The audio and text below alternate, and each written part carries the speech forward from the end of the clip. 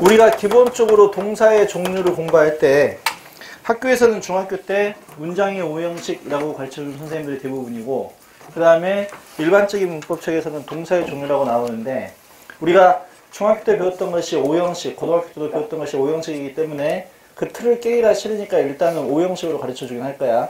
근데 세부적으로 나누다 보면은 몇 형식까지 나오게 되냐면 한 24형식, 25형식까지는 알고 있어야지 웬만한 영어 문제는 전부 다 해결할 수 있다는 이야기야.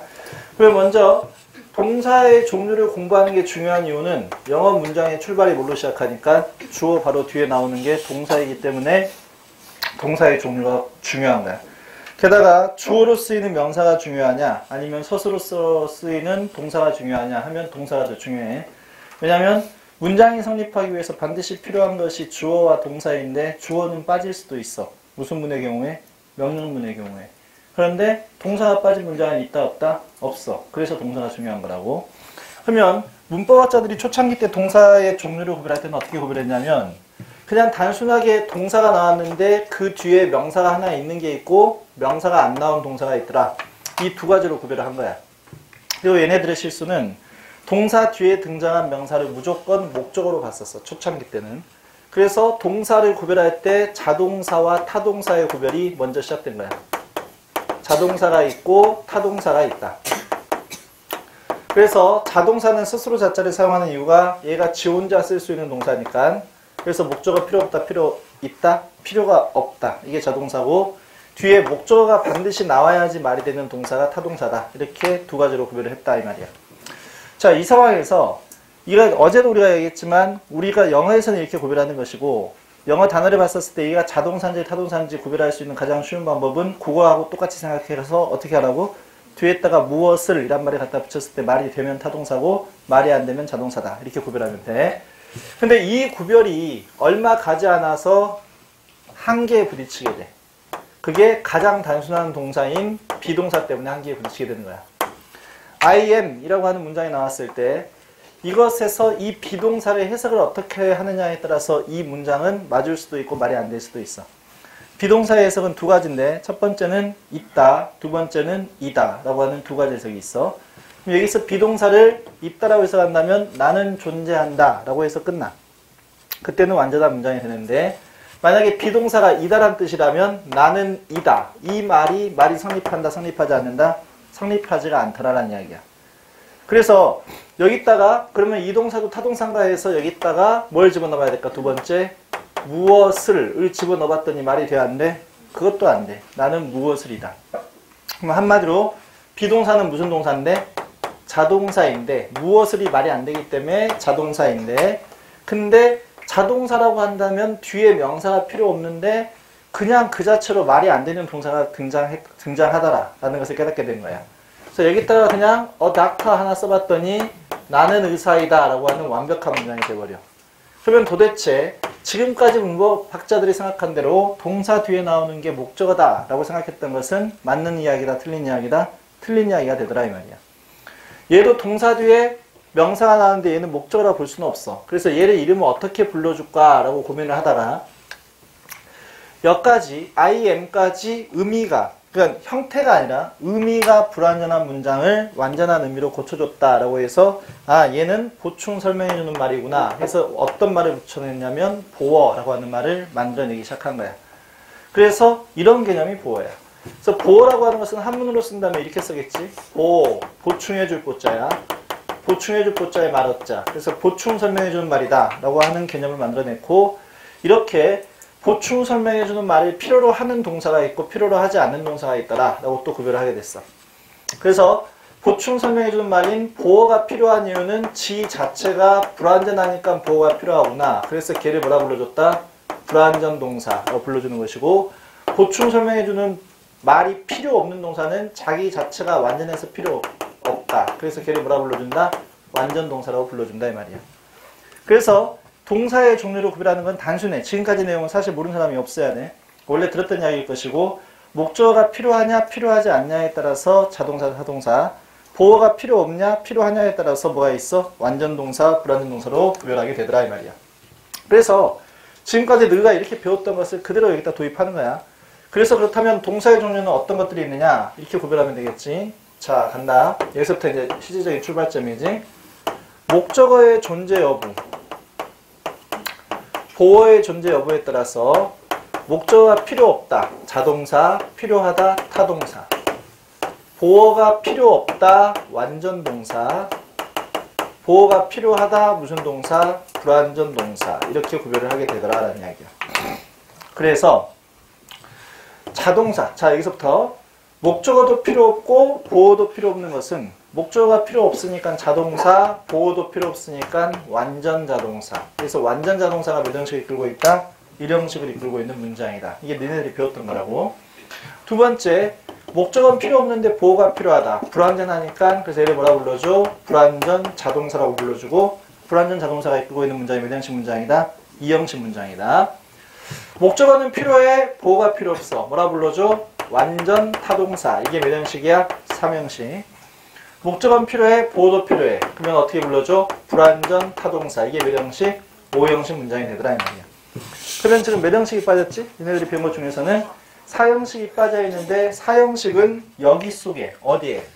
목적어는 필요한데 보어는 필요 없는 동사 속에 목적어가 2개가 필요한 동사가 있더라. 그것들을 뭐라 불러주고? 수요 동사라고 불러주고 걔가 이끌고 있는 문장이 몇 형식이다? 4형식이다. 이렇게 정리해 놓은 게 지금까지 얘네들이 배웠던 문장의 5형식이다라는 이야기야. 알겠지? 네. 그럼 이걸 제대로 알고 있느냐 이제부터. 제대로 알고 있는지를 하나씩 조사를 해보자 하는 이야기야. 그러면 일단 첫 번째 1형식부터 이제 하나씩 들어간다. 지금부터 암기할 게 꽤 생겨날 거야. 자, 1형식 동사에서 1형식이라고 하는 형식은 주어 동사로 끝나 있는 문장이기 때문에 이 동사가 무슨 동사냐면 목적어도 필요도 없고 보어도 필요 없으니까 무슨 동사다? 완전 자동사다 이 말이야. 그렇다면 여기서부터 우리가 의심을 해봐야 되는 게 뭐냐면 1형식은 주어동사고 2형식은 주어동사 보어고 3형식은 주어동사 목적어고 이런 식이기 때문에 1형식 문장의 길이가 과연 가장 짧은 건가? 라는 의심을 품어봐야 돼. 1형식 문장의 길이가 가장 짧다. 맞는 이야기일까? 틀린 이야기일까? 틀린 이야기야. 왜냐하면 결론부터 이야기하자면 우리가 형식을 따질 때 따지는 개념은 뭘 따지고 있어?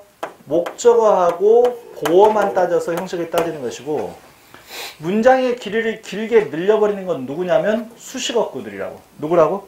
수식어구들. 우리가 수식어라고 부를 수 있는 것은 형용사 부사인데 지금 여기서 우리가 따지는 건 목적어 보어만 갖고 노는 것이지 수식어구들을 갖고 노는 것이 아니기 때문에 이 뒤에 지 맘대로 수식어구가 붙을 수 있고 어제 우리가 배웠듯이 주어와 동사 사이에는 형용사가 이렇게 지 맘대로 들어갈 수가 있어. 그러다 보니까 문장의 길이와 문장의 형식과는 상관이 있다, 상관이 없다? 전혀 상관이 없더라라는 이야기야. 선생님이 문법 특강할 때마다 해주는 이야기인데 내가 대학교 1학년 때 교수님이 불러가지고 내가 대학교 1학년 때는 굉장히 촉망받는 3학년 때까지 학생이었거든. 과 내에서도. 근데 교수님 한 분이 부르시더니 알바할래? 그러더라고. 그래서 뭔데요? 했더니 알바를 하라고 하는데 번역 알바를 시키시더라고. 번역 알바를. 그러니까 자기가 책을 뭐 쓰려고 하는데 책을 쓰는 게 아니라 외국에서 나온 책을 우리나라 말로 지금 영어로 되어 있는 것을 한국말로 번역을 해가지고 책을 내겠다. 그러니까 번역 좀 해라 라고 하는데 한 페이지에 3,000원을 준대. 얼마 준다고? 한 페이지에 3,000원. 많냐 적냐? 많은 돈이야 적은 돈이야? 응? 한 페이지에 3,000원이면 많아 적어? 많은 거 아니야? 응? 책 하나가 보통 몇 페이지인데? 책 하나가 한 300페이지 될 거 아니야. 그럼 책 하나 해석 다 해주면 얼마 준다는 이야기야? 한 100만 원 준다는 이야기잖아. 아, 지금 개념이 다르구나. 그때 당시에 연세대학교 문과대학교의 등록금이 128만 원이었어. 응? 내가 학교 다닐 때 128만 원이 문과 등록금이었는데 약 100만 원을 준다는 이야기니까 많은 돈이야, 적은 돈이야? 많은 돈이지. 지금 생각하면 3,000원은 줬지만 그때 3,000원은 그때 대학교 식당에 밥이 1,800원하고 1,200원이었거든? 그러니까 엄청나게 많은 돈이야. 그때 당시 돈으로는. 좋아요 하다가 10페이지하고 포기해버렸어. 왜 포기해버렸냐면 모든 문장에 컴마가 6개에서 12개 사이로 있어. 컴마가. 근데 그 책은 왜 그러냐면 그 책의 제목이 뭐냐면 라틴 아메리카의 정치, 그 제3세계 정치. 이게 그 책의 제목이었었는데 제3세계 정치다 보니까 라틴 아메리카 쪽의 권위주의 정치에 관련된 책인데 그것이 뭘로 써져 있던 책이냐면 뭘로 써져 있겠어? 포르투갈어로 처음에 써져 있던 책이야. 그 포르투갈어로 써져 있던 책을 갖다가 뭘로 고쳤어? 영어로 고쳤어. 그걸 다시 우리나라말로 고치래. 그러니까 얼마나 어렵겠어, 이 자체가. 그래서 그냥 포기해버렸는데, 그걸 왜 이야기하냐면, 그때 번역할 때 보니까 도대체 이해가 안 돼가지고, 한 페이지가 한 문장으로 되어 있길래, 이거 이해를 해보려고 딱 봤는데, 그게 일형식이야. 한 페이지가 한 문장. 근데 한 문장이 한 페이지인데 일형식이더라고. 그러니까 주어동사만 나오고, 뒤에는 전부 다 뭐라고? 수식어구들밖에 없더라라는 이야기야. 그러니까 문장의 길이는 생각하면 생각할수록 자기 생각대로 마음대로 모여버릴 수 있다고, 늘려버릴 수 있다고. 그렇다면 공부의 방향을 설정하자고. 그러면 일형식에서 우리가 공부를 해야 될 내용이 뭐야? 수식어야, 수식어. 어디서부터를 수식어구로 볼 것이냐? 이게 일형식에서 우리가 공부를 해야 될 내용이야. 결론부터 얘기하자면 미리 첫 시험부터 얘기했었어요. 동사 뒷자리에 수식어구가 나온다면 동사 뒷자리에 나오는 수식어구는 전부 다 동사를 꾸며주는 뭐라고 했었어? 부사라고 했었어, 부사.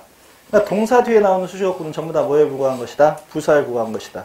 근데 요놈의 부사는 일종의 공통적인 특징을 갖고 있는데 어떤 특징을 갖고 있더라? 전치사 플러스 명사의 구조를 가지고 있더라 라는 이야기야.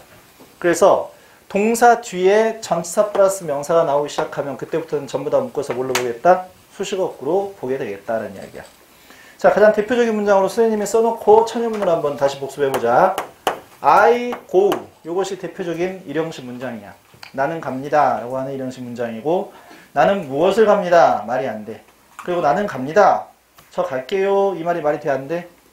말이 되지. 그러니까 일형식 문장으로 맞다고. 저는 입니다. 말이 돼, 안 돼? 안 되지. 그러니까 이것은 일형식이 아니고 뒤에 보호가 필요한 것이고.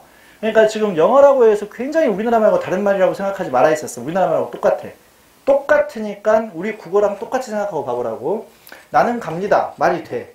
근데 여기다가 I go to school을 집어넣었어. 그러면 무슨 뜻이야? 나는 학교에 갑니다 라는 뜻이야. 그럼 이것도 말이 되는데 여기서는 to school이 나왔잖아. 선생님이 전치사가 어떤 경우에 나온다 했었지? 명사가 올 수 없는 자리에 명사를 연결시켜주는 게 그게 누구다? 전치사다. 그럼 여기서부터 여기까지는 자, 나는 학교에 라고 쓰게 된다고. 이희리게 우추 이런 것들이 전부 다 뭐라고? 개니까 애도 어디에 이것이 전부 다 부사라고. 그럼 얘네들은 학교라고 하는 한 단어가 아니라 to school이 합쳐져가지고 학교에 라고 해석되어지는 말이야. 그럼 이건 덩어리야. 선생님이 덩어리를 뭐라 불러준다 했었지? 구 아니면 절이라 불러준다 했었는데 여기서는 주어 동사가 없으니까 얘가 뭐가 되지? 구가 돼. 그러면 지금 일반적으로 고등학교를 졸업하고 대학교 다니는 아이들한테도 얘가 누구 꾸며주냐? 그러면 글쎄요 이런 애들이 대부분이야. 앞으로 선생님이 자주 물어볼 거야. 얘가 누구 수식하고 있니? 했었을 때는 아무런 생각 없이 말하지 말고 연결시키면 돼. 학교에 나 말 돼야 안 돼? 안 돼. 학교에 갑니다 말 돼야 안 돼? 돼. 그러면 바로 연결시켰을 때 말이 되는 것을 수식하는 거야. 그러니까 얘는 지금 누구를 수식하고 있는 것이야? 고우를 수식하고 있는 거라고. 그러면 동사를 수식하는 품사를 우리가 뭐라 불러주냐면 부사라고 불러줘. 게다가 두 개 이상인데 주어 동사 없으니까 뭐라 불러줘? 구라고 불러준다고. 이래도 몇 형식이라고? 일형식이라고. 그냥 일형식에 불과한 것이다. I go to school with my friend까지 들어간다. 나는 갑니다 학교에 친구와 함께. 그러면 친구와 함께 이것도 하나의 덩어리인데 얘네들이 합쳐져 가지고 무슨 역할을 하고 있냐? 친구와 함께 학교에, 친구와 함께 간다, 친구와 함께 나. 뭐가 말이 돼? 친구와 함께 간다가 말이 돼. 그러니까 얘는 또 누굴 꾸며주는 거야? 고우를 꾸며주는 거야. 그러니까 얘가 또 뭐가 된다고? 부사 덩어리인 부사구가 돼. To study English. 뭐 하려고 한다는 거야? 영어 공부를 하기 위해서 갑니다. 이것도 역시 영어 공부를 하기 위해서. 얘도 간다를 꾸며주니까 얘도 뭐가 되는 것이야? 부사 덩어리인 부사구가 되는 것이야. 그 다음에 on Sundays. 일요일마다 갑니다. on Sundays. on Sunday하고 on Sundays하고는 차이가 있지. on Sunday 그러면 일요일에, 특정 일요일에 라는 뜻이고 on Sundays 그러면은 일요일마다, 복수 형태는 일요일마다 라는 뜻이야. 그러면 일요일마다 갑니다. 이것도 일요일마다 갑니다니까 얘도 뭐가 된다? 부사구가 된다 이 말이야. 이 상황에서 생각을 해보자고. 동사 뒤에 문장을 길게 늘려버리는 것들이 전부 다 수식어구들인데 수식어구들은 공통의 특징이 있더라. 첫 번째 전명, 명사 앞에 뭐가 붙어있어? 전치사. 두 번째 전명, 명사 앞에 뭐가 붙어있어? 전치사. 얘는 좀 나중에 따로 나오니까 빼놓고 요것도 명사 앞에 뭐가 붙어있어? 전치사. 그러니까 끝이지 뭐. 전치사 플러스 명사는 합해져가지고 수식어구로 본다. 그래서 해석할 때 주어 동사 끊고 나서 어디서 끝나고 보통? 전치사 앞에서 끊는 이유가 이거야. 선생님도 모의고사 문제 풀 때 항상 전치사 앞에서 끊잖아. 그 이유가 거기서부터 뭐기 때문에 수식어구이기 때문에 끊어버리면 돼. 더욱더 웃긴 말은 만약에 본문 가운데 어려운 단어가 나왔잖아. 전치사 앞에서 끊었잖아. 전치사하고 연결된 부분들이 어려운 단어가 나왔잖아. 필요 없어. 왜냐면 걔들은 뭐니까? 수식어구들이니까. 중요한 것은 우리가 수식어구에서 답이 나오는 게 아니라 얘가 본문에서 하고 싶어하는 말은 전부 다 주어 동사, 주어 동사 목적어, 주어 동사 보호에서 다 이야기하는 거라고. 그래서 문장의 형식을 공부하는 게 중요한 게 해석할 때 버릴 건 버려버리기 때문에 중요한 것이라고. 알았지? 네. 자, 여기서는 이제 to 플러스 동사원형 우리가 뭐라 배웠냐면 여기서는 아마 학교에서도 그렇고 학원에서도 뭐라 배워? 부정사라고 배운다고. to 부정사. 근데 부정사라고 하는 것은 나중에 준동사 편에서 가서 배우겠지만 미리 부정사의 개념을 이야기를 해준다면 부정사라고 하는 말의 의미가 품사를 정할 수가 없어요. 이게 부정사야. 부정사를 그대로 한글로 쓰면 부정사야. 영어로 쓰면 infinitive야. infinitive가 무슨 뜻이야? 무한한이란 뜻이야. 무슨 뜻이라고? 무한한. 그럼 얘는 용법 자체가 무한하다고 지 맘대로 쓸 수 있다는 것이고 한문으로 해석하면 정할 수가 없는데요. 품사를 정할 수가 없어요. 이 말도 지 맘대로 다 쓰인다는 이야기야. 그러니까 쉽게 생각하면 앞으로 선생님이 부정사 그러면 아무것도 아니다 라고 생각해버리면 돼. 부정사는 뭐라고? 아무것도 아니라고. 그러니까 이것 때문에 영어가 쉬운 거야. 사실은 부정사라는 것이 있어서 영어가 쉬운 건데 니네들 대부분은 부정사가 어렵다고 느끼고 있는 거야. 왜냐하면 불리해 지금. 동사의 의미를 집어넣으려고 하는데 얘가 동사는 주어가 될 수 없어. 그때 분리하면 뭘 붙여버리면 된다고? to만 붙여버리면 얘가 주어가 될 수 있다고. 명사가 나왔는데 그 명사를 꾸며주고 싶어. 예를 들면 펜이야. 펜이 나왔는데 쓸 펜이라고 꾸며주고 싶단 말이야. write with. 꾸며주고 싶은데 이거 꾸며주려면 동사니까 형용사 역할을 못해. 그랬을 때 그냥 형용사같이 써버려. 뭘 쓰면 돼? to를 갖다 붙여버리면 된다고. 이게 부정사가 간단한 거라니까. 동사 뒤에 동사가 또 나오면 되는데 안 돼. 동사를 꾸며주고 싶어. 그러면 뭐만 붙여버리면 된다고? to만 붙여버리면 된다고. 이게 to 부정사라고. 그러니까 부정사는 아무것도 아닌 걸 부정사라고 불러주는 것이고 우리가 아무것도 아닌 것이 영어에서 가지고 있는 중요한 특징은 앞에다 뭘 붙인다? to를 갖다 붙인다 이 말이야. 카르멀로 이야기하자면 부정사는 쪼카야 쪼카. 아무거나 될 수 있는 거야 그 자리에. 그래서 우리가 영어 공부할 때 중학교 고등학교 때 생각해보면 명사는 명사라고 해. 선생님들이 전부 다. 동명사 품사가 뭐라고 그래? 명사라고 해. 그 다음에 분사는 품사를 뭐라고 그러고? 형용사라고 해. 근데 희한하게 부정사에서는 부정사가 명사다, 형용사다, 부사다 그런 말 해? 안 해? 안 해, 안 해. 그렇게 이야기하지 않고 명사, 정용법, 형용사, 정용법, 부사, 정용법 이렇게 이야기하고 끝난다고. 다시 말해서 부정사는 품사가 없는 것이고 아무것도 아닌 건데 얘가 우연히 명사처럼 쓰였으면 명사처럼 쓰였구나 그 말을 한글로 명사, 정용법 이렇게 불러주고 끝나는 것이라고. 그러니까 부정사가 아무것도 아니야. 여기서는 아무것도 아닌 놈이 동사 뒤에서 봤더니 동사를 꾸며주고 있으니까 뭐처럼 쓰였다? 아, 지가 부사처럼 쓰였구나. 그래서 무슨 용법? 부사적 용법으로 쓰이고 있는 부정사일 뿐이다 라는 이야기야. 알겠어? 네. 그러면 이제 일형식에서 공부할 게 나왔네. 진짜 일형식에서 뭘 공부하면 되겠다? 일형식에서는 다른 거 다 필요 없더라. 뭐부터 공부하면 된다? 수식어구의 판별법부터 공부하면 되는 것이다. 이게 일형식에서 우리가 봐야 될 내용이다 이 말이야. 알겠지? 네. 오케이. 그렇다면은 자, 천예문에서 1번 문장을 봐봐.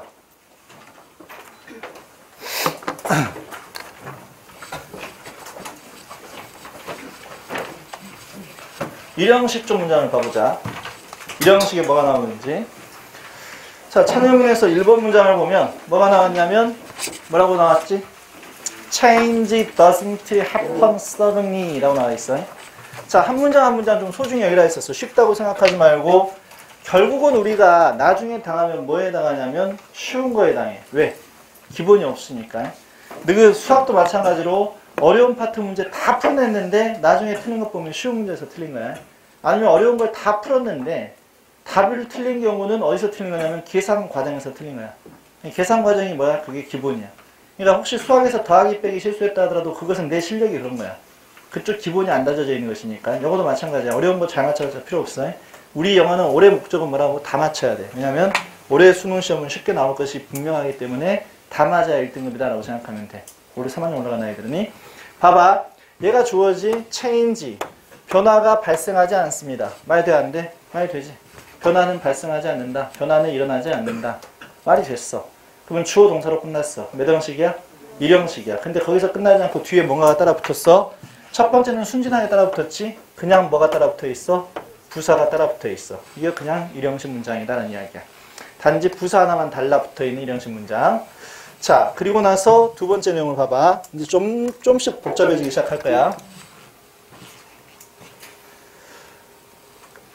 자, 두 번째는 Many opportunities exist in the world라고 써 있어. 그러면은 가보자. Many opportunities가 뭐가 돼? 주어. exist가 존재한다. 동사. 자, 그 뒤에가 좀 더 길어졌어. 근데 선생님은 바로 끊어버렸지. 어디에서? 동사에서 끊어버렸어. 왜 끊었냐면 뭘 보는 순간? 전치사를 보는 순간 끊어버렸다고. 그럼 여기 나와 있는 in the world는 전치사 플러스 명사에 뭐라고 불러주면 돼? 부사 덩어리인 부사구라고 불러주면 돼. 이게 어렵냐고 지금. 안 어렵지. 근데 더 길게 쓰려면 여기서부터 계속 전명 달고 나온다고. 아니면 many opportunities exist in the world 다음에 더 길게 쓰고 싶으면 여기다가 where 써놓고 그 세계가 어떤 세계인지 관계부사로 쭉 설명이 가능하다 이 말이야. 늘어난다면 이렇게 늘어나는 거야. 그러니까 지금 중요한 건 여기까지가 중요한 거야. 얘가 하고 싶어하는 말은 많은 기회가 있다라고 하는 말이지 어디에 있는지가 중요한 건 아니라는 이야기지 지금 여기서는. 근데 세계에는 많은 기회가 존재하고 있습니다. 어떤 세계에? 많은 사람들이 살고 있는 세계에. 한번 써볼까? Many people live. 이렇게 쓰면은 좀 더 길어졌잖아. 근데 여기서 where라고 하는 관계부사가 꾸며주는 거야? 누구를 꾸며줄 뿐이야? 앞에 나와 있는 world를 꾸며주고 있을 뿐이라고. 길게 만들려면 더 길게 만들 수 있는 거라고. 알겠지? 네. 오케이. 그 다음에 3번 봐봐. Your success grows from your struggles in life. 자, 여가 주어지. 너의 성공이 grows 안 돼. 그러면은 커져간대. 즉 증가한대. 혹은 성장하다라는 뜻이지. grow가 일형식 동사로 쓰였을 때 무슨 뜻이라고? 성장하다, 증가하다 라는 뜻의 표현으로 쓰인 말이야. 그래서 너의 성공은 커져갑니다. 증가합니다. 전치사 앞에서 끊었고 너의 투쟁으로부터 다시 전치사 앞에서 끊었고 삶에 있어서의 너의 투쟁으로부터 성장하는 것입니다 라는 뜻이야. 자, 딱 봤더니 주어 동사 나오고 그 다음부터 뭐야? 전명. 그럼 몇 형식이라고? 1형식. 그러니까 지금 구별하는 게 단지 뭐만 구별하면 된다고? 수식어구가 어디서부터 출발인지만 생각하고 있으면 되는 것이다 라는 이야기야. 이해했니? 네. 그 다음 문장. Success runs away from cowards 라고 써있지. 성공이 주어야. 성공이 runs가 동사야. 가버린대. 어디로 가버린대? 멀리 가버린대. 얘도 부사고. 그 다음에 전치사 플러스 명사니까 전명구. 얘도 뭐가 돼? 부사 덩어리인 부사구가 된대. 해석해보면 성공은 달려갑니다. 멀리 달려가 버립니다. 멀리 달려가 버린다는 것은 무슨 뜻이야? 도망가 버린다는 뜻이겠지. 성공은 도망가 버립니다. 뭘로부터? From cowards. coward는 무슨 뜻이지? 겁쟁이란 뜻이지. 그래서 겁쟁이로부터 멀리 도망가 버립니다. 이것도 몇 형식이다? 1형식. 어디서부터? away부터 시작해서 뭐가 된다? away도 부사. 두 번째 전명구도 뭐가 되고 부사가 되는 것이다 라는 이야기야.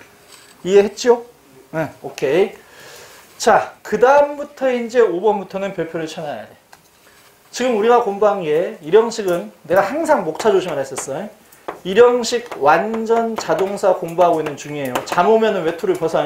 더우면 잠아. 지금 이 교실의 단점이 뭐냐면 햇빛이 비쳐서 좀 더워지더라고. 그러니까 지금부터 조는 사람이 있으면 에어컨으로 바꿔본다. 이쪽이. 그러니까 완전 자동사에서 지금 처음 공부한 게 뭐라고? 완전 자동사의 개념 공부했고 수식어구의 판별법을 공부한 거야.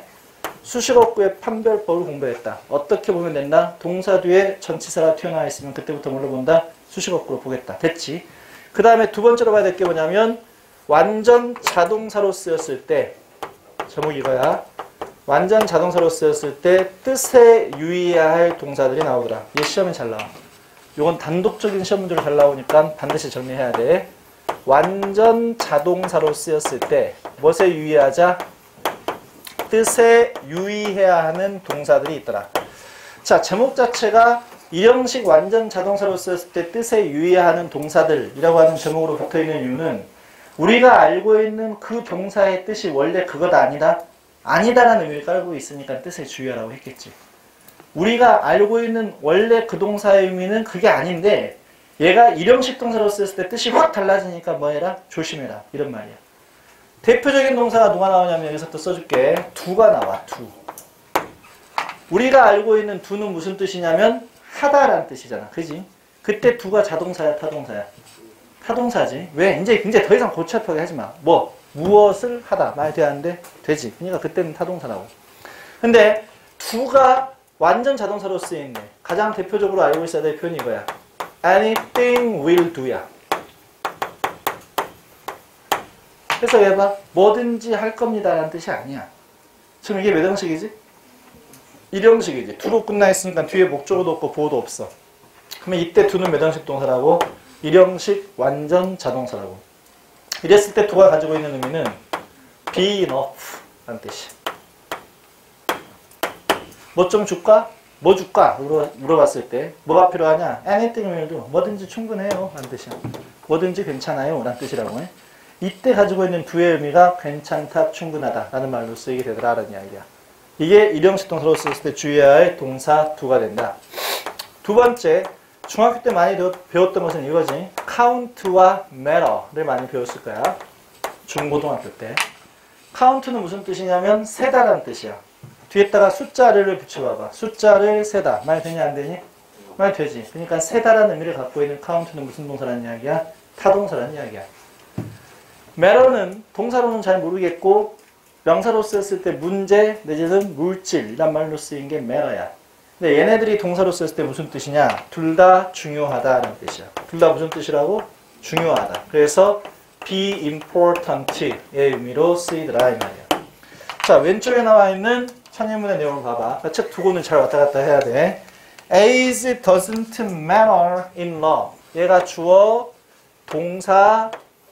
우리가 이제 수식어구는 배웠으니까 더 이상 수식어구는 앞에서 배운 거하고 똑같이 처리하면 돼. 그러니까 in love. 전치사 플러스 명사니까 얘는 부사. 어떻게 해석한다? 나이는 doesn't matter. 중요하지 않아요. 라고 해석하는 것이라고. matter가 뒤에 부사를 취했기 때문에 이게 몇 형식이라고? 1형식 문장이라고. 1형식에 쓰이고 있는 matter의 의미는 무슨 뜻으로 쓰인다? 중요하다 라는 말로 쓰이더라. 그래서 해석을 잘 해내면 되겠다라는 이야기지. 자, 8번 문장 봐봐. 천일문에 Every vote counts in an election 라고 써져 있어. 우리가 배웠던 것도 한번 적용시켜보자. 지난 시간에 every라고 하는 이 단어에 대해서 품사는 뭘로만 쓰인다? 형용사로만 쓰이고 every는 형용사로만 쓰이면서 뒤에 무슨 명사밖에 안 나온다고? 단수명사밖에 안 나온다고. 뒤에 복수명사 나오면 뭐 준다고? 1억 준다고 해봤자 아직까지 없었다고 해.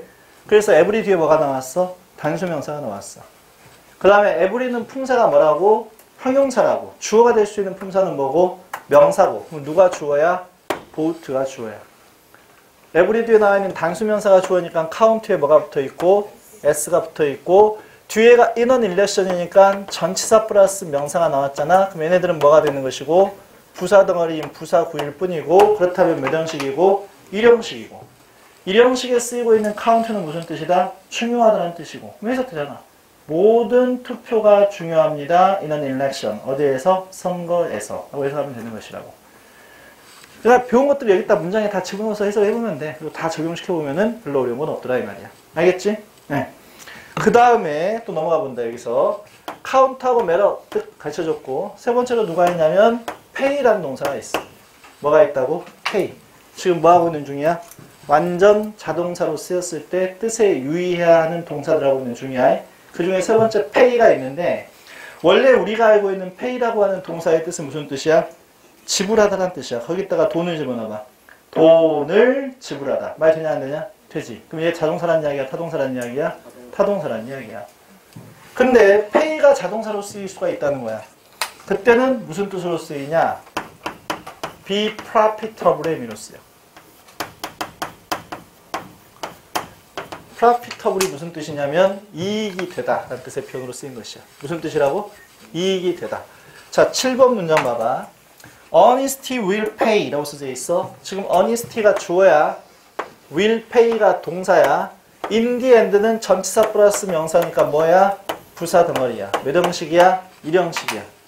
in the end는 결국 이란 뜻이고 그럼 honesty will pay in the end 라고 쓰여 있으면 지금 1형식이니까 pay의 목적으로 나온 게 없다는 이야기야. 이때 pay의 뜻이 뭐라고? 이익이 되다. 그럼 이제 해석이 되겠지. 정직은 지불할 겁니다가 말이 아니고 정직은 이익이 될 겁니다. 결국에 라는 뜻이야. 해석됐지? 이게 또 pay라고 하는 동사의 특징이고 네 번째 작년에 많이 나왔던 동사인데 텔이야. 텔. 텔이 원래 무슨 뜻이지? 말하다 라는 의미를 갖고 있는 타동사야. 근데 텔이라고 하는 동사가 완전 자동사로 쓰였을 때 작년 책에서는 또 speak이라는 동사도 나왔어. speak도 마찬가지야. 두 가지가 일형식 완전 자동사로 쓰였을 때 뜻은 무슨 뜻이냐? be effective 라는 의미로 쓰여. be effective는 무슨 뜻일까? 효과가 있다 라는 식의 표현으로 쓰인다고.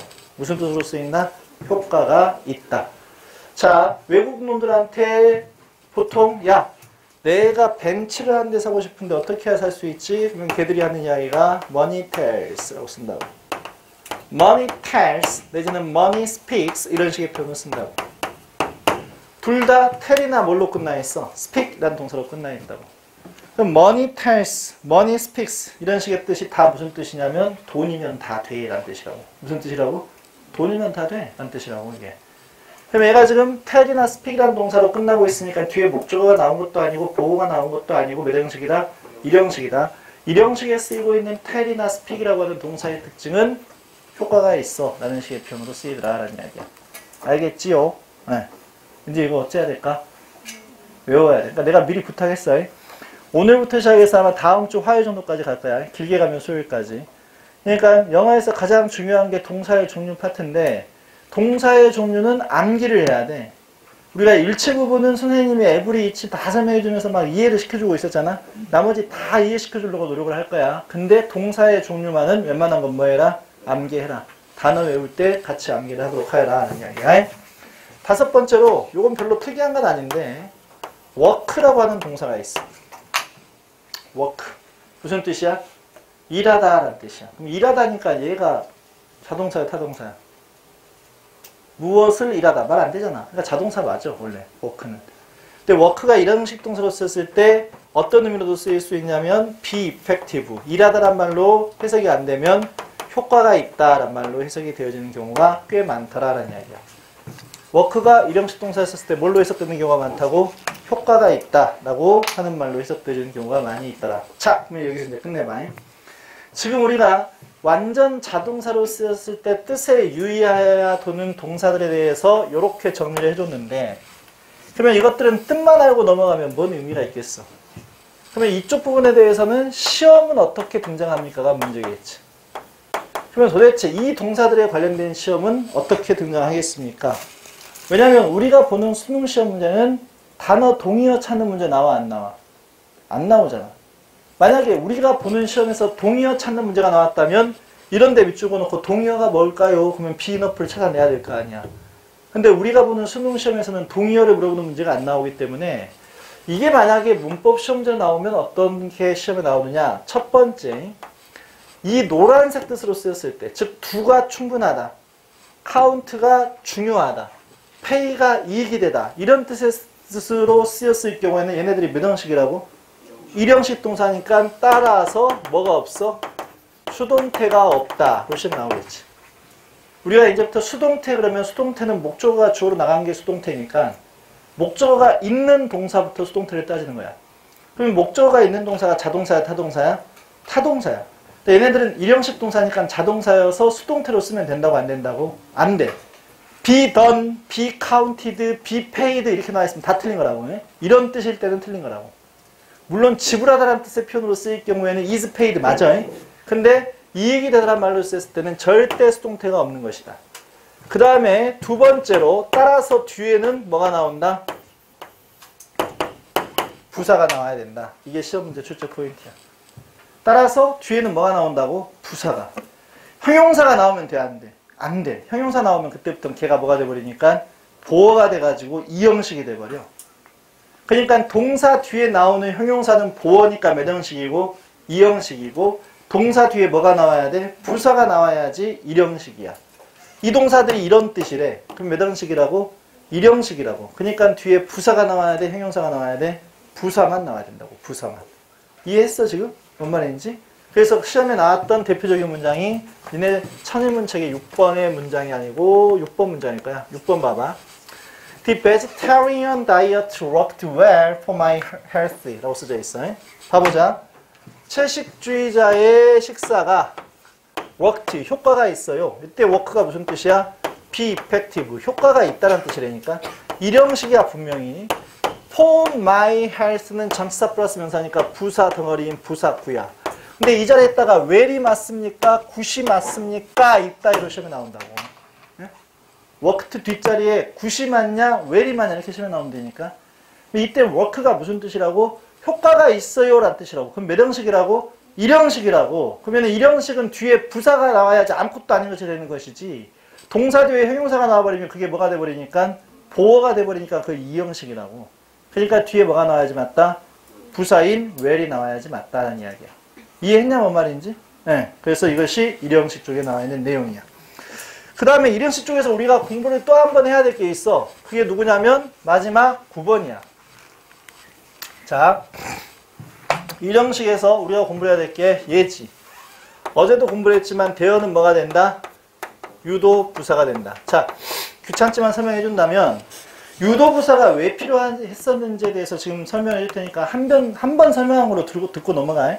그리고 이해를 하고 있으면 돼. 이건 써먹을 때는 없어. 시험에 안 나오니까.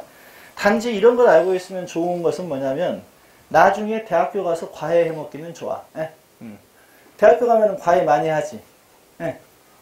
희소식이 있지. 우리 이제 천안이 교육 수준이 좀 높아질 거야. 천안 교육 수준이 높아지고 천안에 공부를 잘하는 사람들이 꽤 이제 많이 늘어날 거야. 정확히 400명 늘어날 거야. 경찰대가 일로 오잖아. 알아? 경찰대학교가 아산으로 이사 오잖아. 그래서 내년부터는 경찰대학교가 아산에 있게 되는데, 근데 그래서 경찰대학교가 우리나라에서 제일 센 대학이잖아. 드디어 우리 천안에서 전국에서 가장 센 대학을 이전을 해왔다 라는 이야기지.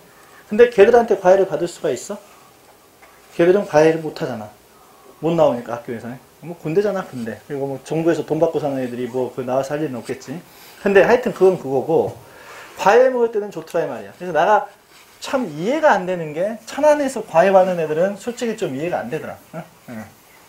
천안에서 과외를 받는다? 좀 이해하고 싶은 데는 단대, 의대나 치대나 뭐 아니면 약대나 이 정도는 좀 신경이 있는 애들이겠지. 아니면은 왜 과외를 받아? 선생보다 뛰어난 제자는 거의 없어 이 세상에.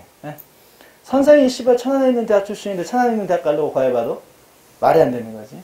그러니까 실력이 있는 애들한테 받아야지. 받으려면 가끔씩 방학 때 서울에서 내려오거나 뭐 여기 근처에 있다면 카이스트 정도 다니는 아이들, 그런 애들한테는 배울 게 있어. 근데 죽어도 뭐냐면 그 스카이 대학을 안 나온 선생들한테는 배워봤자 스카이를 갈 수가 없고, 안 다녀본 새끼들이 어떻게 거기 보내겠어. 첫 번째 특징이고, 두 번째, 그래 스카이를 안 나왔어. 그래도 스카이를 적어도 100명 정도 보내본 적이 있어. 그런 사람한테는 배워야 돼 가서. 왜냐면 보내봤으니까 아 이렇게 하면 애들이 합격하더라 라는 것을 알 수 있는 거지. 그것도 아닌 애들한테 배워서 뭐해, 왜 돈 낭비를 하냐, 그런 생각이 들 때가 있더라고.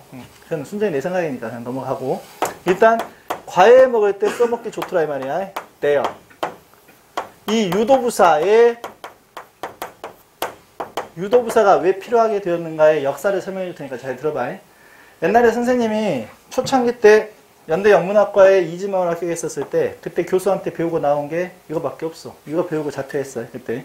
이게 뭐냐면 옛날에 영문법이라고 하는 게 생기기 전의 과정에 옛날 영어라고 하는 언어에는 뭐가 있었냐면 구정보 우선의 원칙이라고 하는 게 있었대. 구정보 우선의 원칙. 그래서 자 이렇게 쓰면 된다는 거거든. A book is on the desk. 이렇게 쓰면 왜 틀리냐고. 이게 말이 되지. 책 한 권이 있습니다 책상에. 지금 봤더니 비동사 뒤에 전치사 플러스 명사가 나왔으니까 얘는 부사가 나왔다는 것은 이게 몇 형식이라고? 일형식 문장이니까 비동사가 이다가 아니고 뭐라고 했었대? 있다라고 했었대. 그래서 책 한 권이 있습니다 책상 위에. 지금은 이렇게 쓴다니까. 지금도 요즘 문법에는 이게 틀렸다고 말할 수는 없어. 맞는 문장이야. 근데 옛날의 문법의 원칙에 따르자면 구정보 우선의 원칙이라고 하는 게 있었대. 이게 뭐냐면 영어라고 하는 언어는 한 번 나왔던 정보를 주어로 쓰지 새롭게 등장한 정보는 주어로 취하지 않는다. 이게 옛날에 고문에 있었다고. 옛날 문법에. 그러면은 우리가 중학교 때 배웠던 대로 해보자면 어 플러스 명사는 처음 나올 때 쓰는 것이고 이게 다시 나왔을 때 뭘 쓰는 거야? 더 플러스 명사로 더 북을 쓰는 거라고. 그럼 구정보 우선의 원칙에 따르자면 얘가 주어가 될 수 있다고 없다고? 없었대, 그때는. 지금은 돼. 근데 그때는 안 됐대. 그래서 얘를 뒤로 빼버렸대. is a book on the desk 라고 해서 뒤로 빼버렸다고, 이때는. 근데 빼버리면 또 이제 뭐가 문제가 생기냐면 또 그 당시에 유주어의 원칙이라는 게 있었대. 유주어의 원칙. 유주어의 원칙이 뭔 말이냐면 영어라고 하는 것에서 동사는 반드시 앞에 뭘 붙이고 있어야 된다? 주어를 붙이고 있어야 된다. 이게 유주어의 원칙이래. 그러면 일단 구정부 우선의 원칙에 따라서 새로운 정보를 뒤로 뺐어. 근데 동사 앞에는 뭐가 있어야 된대? 주어가 있어야 된대. 그래서 주어 자리가 비어있으니까 주어를 집어넣어야 된다는 이야기야. 집어넣어야 되겠는데 여기다 명사를 집어넣으려고 보니 명사가 뒤에 이미 나와 있어. 그러니까 주어 동사가 이미 있는 상태이기 때문에 명사유의 말들, 명사나 대명사를 집어넣을 수 없어. 그래서 가장 만만한 품사가 누구야? 부사야, 부사. 부사라고 하는 말에 쓰인 부자가 부사장, 부회장, 부원장, 그때 쓰는 부자랑 똑같은 부자야. 그러니까 있으나 마나 한 것들이라고. 그러니까 있으나 마나 한 것들이기 때문에 여기다가 부사 출신에서 대열을 갖고 온 거야. 그럼 이때 대열라고 하는 부사는 뭐냐? 거기에 라고 하는 말이 아니라고. 왜냐하면 장소야 여기서 보여주고 있잖아. 책상 위에 라는 말로 쓰이고 있는 말이 있으니까 거기에 란 뜻이 아니라 얘는 단순히 뒤에 완전한 문장이 유도해 주기 위해서 나온 부사일 뿐이다 라고 해서 얘를 뭐라 부른다고? 유도부사라 부르게 되었다. 이게 문법책에 나와 있는 내용이야. 문법 학사라고 하는 책에 나와 있는 내용이라고. 그럼 금갑다라고 생각하면 돼. 아, 그래서 대어로 시작하는 문장은 대어가 뜻이 있는 게 아니고 누가 진짜 주어구나. 뒤에 나와 있는 No Royal Road가 진짜 주어구나. 로열 로드는 무슨 뜻이지? 왕이 걷는 길이란 뜻이야. 그래서 왕도란 뜻이지. 이건 뭔 뜻이고? 학문에는 왕도가 없습니다 라는 말로 해석되어지는 말이 되는 것이고, 근데 to learning은 전치사 플러스 ing이기 때문에 전치사 플러스 ing, 얘는 뭐에 불과한 것이고 부사 덩어리인 부사구에 불과한 것이고. 그러면 지금 우리가 봐야 될 때 뭐가 문제냐면, 지금 여기서 우리가 이제 공부해야 될 때 가장 중요한 게 이거란 이야기야. 유도부사구나. 왜 유도부사가 필요했을까? 다 필요 없고, 유도부사가 나왔을 때는 주어 동사가 뒤집어지는구나. 주어 동사가 동사 주어로 도치가 된 경우에는 항상 뭐 문제더라? 주어가 동사의 수요일치의 문제가 나온다고 하더라. 그 다음에 두 번째, 유도부사가 나왔을 때 비동사는 전부 다 무슨 뜻이야? 있다란 뜻이구나. 그러면 유도부사가 나와 있는 구문은 몇 형식이구나? 1형식이구나. 이것만 알면 돼. 다시, 유도부사가 나왔을 때는 비동사가 항상 무슨 뜻이니까? 있다라는 뜻이기 때문에 유도부사가 나와 있는 구문은 몇 형식이다? 1형식이다 라고 생각하면 되는 것이라고. 이해하셨어요? 네. 오케이. 자, 그 다음에 10번. Our new building. 얘가 주어. 우리의 새 건물이 stands. 서 있습니다. 전명. 그러면 이거 뭐가 되고? 부사 덩어리인 부사구. 이것도 몇 형식이다? 1형식이 되는 것이다. 어디에 서 있다? 역삼동에 서 있습니다 라는 말로 써져 있는 1형식 구문이 되겠다라는 이야기야. 자, 그 다음에 11번. A great change. 무슨 뜻이야? 엄청난 도전이 라고 쓰여 있어. 그러지? 엄청난 도전이, 얘가 주어. rise, 놓여 있습니다. 어디에 놓여 있어? ahead for our team. 요것도 부사야. ahead. 그럼 어디에? 앞에. 앞에라는 의미를 갖고 있는 부사. 그 다음에 for our team. 누구에게? 우리의 팀에게. 그러면은 뒤에 부사가 연달아 나왔기 때문에 요것도 뭐가 된다? 1형식밖에는 안 되는 것이다 라는 이야기야. 이해했어요? 오케이. 12번 문장. The next fight. 그러면은 그 다음번 싸움이 will be, 일 겁니다야, 있을 것입니다야. 있을 것입니다. 언제? 2시에. 요것도 몇 형식? 1형식. 그래서 비동사가 뭐라고 해석이 되어진다? 있다 라고 해석이 되어지는 것이다 라는 이야기야. 또 반대로 생각하면 비동사 뒤에 보어가 나온 게 아니라 전명이 나왔으니까 1형식이구나. 그러면 비동사를 뭘로 해석하자? 있다 라고 해석하면 되겠구나. 이렇게 하면 되는 것이라고. 이해했지? 네, 오케이. 그러면은 1형식이 여기까지가 1형식일 것이야. 자, 뒤로 넘겨봐봐. 13번 문장. 그래서부터 몇 형식이 나오기 시작해? 2형식이 나오기 시작해. 토요일은 오후에 수업을 시작하기 때문에 조금 졸릴 수 있어. 그러니까 토요일 날은 쉬는 시간에 잠깐 주긴 줄 거야. 자, 근데 2형식으로 넘어가기 전에 생각해봐. 2형식은 뭐가 2형식이야? 주어, 동사, 보어가 2형식이야. 자, 2형식 문장도 짧고 길고는 누가 결정해? 수식어코들이 결정해. 근데 우리가 수식어를 구별하는 방법 배웠어 안 배웠어? 배웠어. 어떻게 나온다고? 이 뒤부터 전명으로 쫙 튀어나올 거다 이 말이야. 그러면 이 형식에 새롭게 등장하는 건 누구밖에 없어? 보어 하나밖에 없어. 그러면 이 형식 공부는 누구만 공부하면 돼? 보어만 공부하면 돼. 3형식은 목적어만 더 공부하면 돼. 간단하잖아. 근데 이걸 안 했었기 때문에 이게 어렵게 느껴질 수도 있는 것이라고. 자, 이런 식까지 정리해놨으니까 몇 가지 잠깐 정리해놓고 잠깐 쉬었다가 오늘 이 형식까지 끝낼 거야. 잠깐 쉬었다가 이 형식 쪽 공부하도록 하자.